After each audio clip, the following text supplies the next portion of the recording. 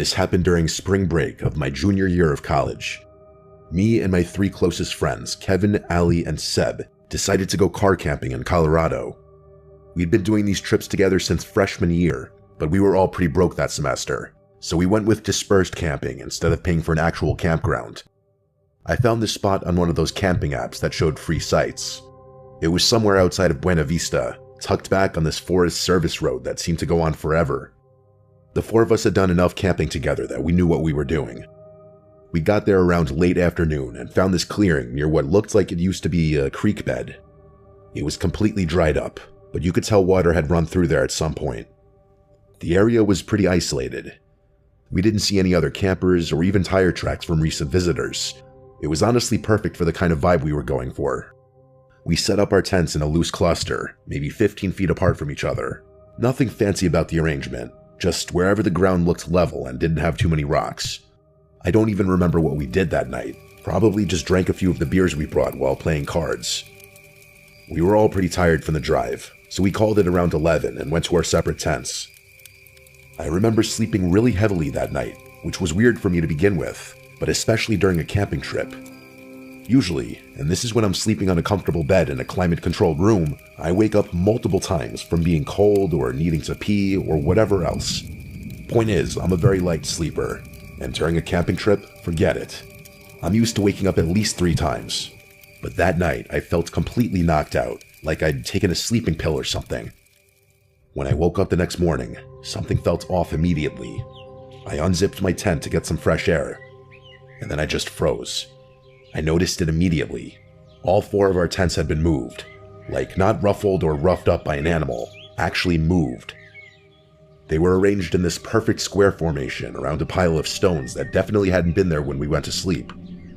Part of me felt like I was still dreaming. That's how bizarre and borderline unbelievable the sight before me was. Each tent had been relocated maybe 20 or 30 feet from where we'd originally set them up, but that's not really what freaked me out. The stakes were still perfectly secured in the ground, and nothing inside any of the tents had been disturbed. My sleeping bag was exactly how I left it.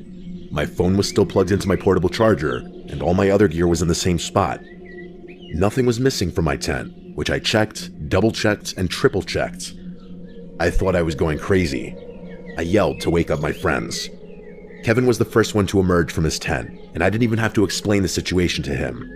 I could see on his face that he was experiencing the same confusion I was. Ali and Seb crawled out a few seconds later, and as I watched them take a look around at the campsite, it was the exact same thing. None of us remembered anything. But then Ali mentioned that she'd had this really vivid dream about walking in a line through some kind of desert landscape while someone counted her steps out loud. And then Kevin chimed in, saying he had a dream about being in the army, marching alongside his fellow soldiers. Seb didn't remember having a dream, and neither did I, but we found it odd that both Ali and Kevin had eerily similar dreams. The vibe between the 4 of us was really weird, but hard to describe. It was almost like we were reading each other's minds. It's kind of hard to express the feeling, but it really did feel like we were more connected than we had been the night before, but in a bad way. I remember looking back and forth between them, trying to figure out what it was that I was feeling around me.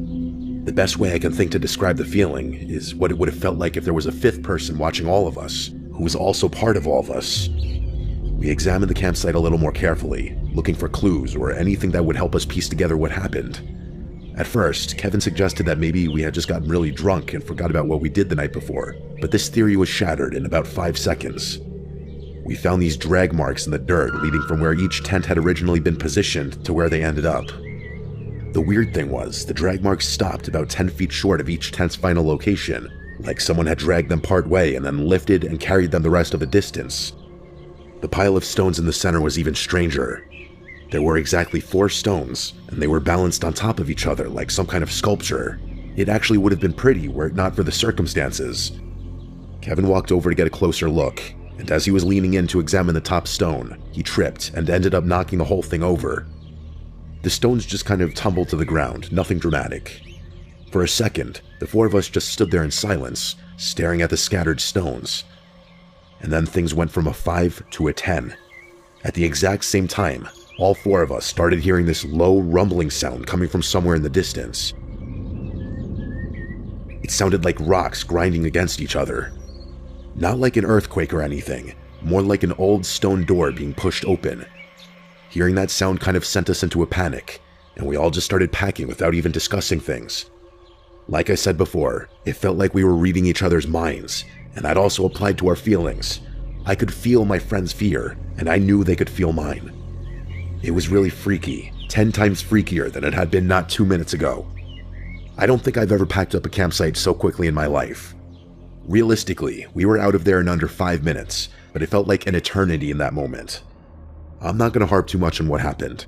I really don't like thinking about what happened that night, and I'm worried that if I think too much about it, it'll go from being a fever dream that sort of sits in the back of my mind to something more real. That was 5 years ago now. The four of us don't really see each other anymore, but I guess that's kind of how it goes as everyone gets older. Kevin moved to Denver after graduation. Allie's in grad school in California, and I think Seb moved to Chicago with his girlfriend. We keep in touch, but we've never really talked about that night since.